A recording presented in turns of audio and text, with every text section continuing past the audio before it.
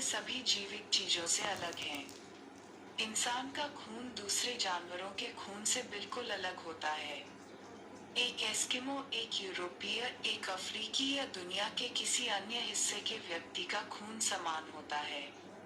हालांकि लोगों की प्रत्येक जाति के रक्त में निश्चित विशेषताएं होती हैं। कोई भी दो व्यक्ति बिल्कुल एक जैसे नहीं होते। जिन लोगों के पूर्वज सैकड़ों या हजारों वर्षों से दुनिया के अलग अलग हिस्सों में रहे हैं, वे एक जैसे नहीं दिखते। उनके बीच के अंतर में उनके सिर का आकार, उनकी त्वचा का रंग या उनकी आंखों या नाक के आकार शामिल हो सकते हैं। यहाँ तक बालों का प्रकार भी दौर के बीच भिन्न होता है।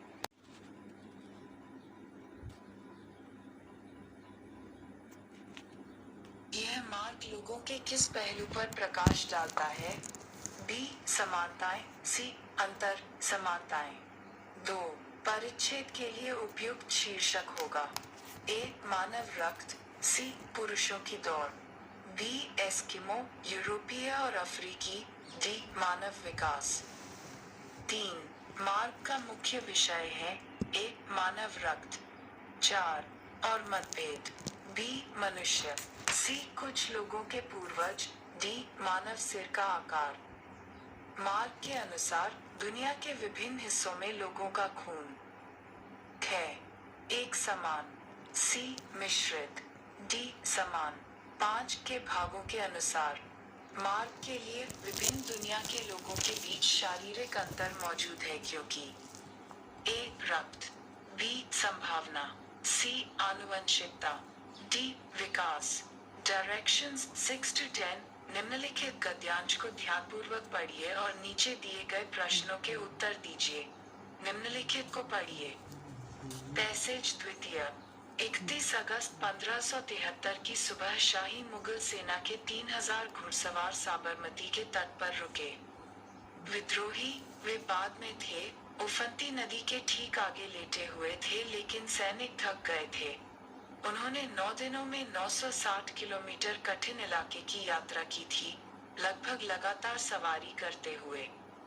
अचानक एक चेस्टनट चार्जर पर एक योद्धा उग्र धार में गिर गया।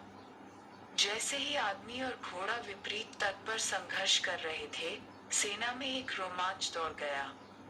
यह सम्राट था, जलाल-उद-दीन अकबर।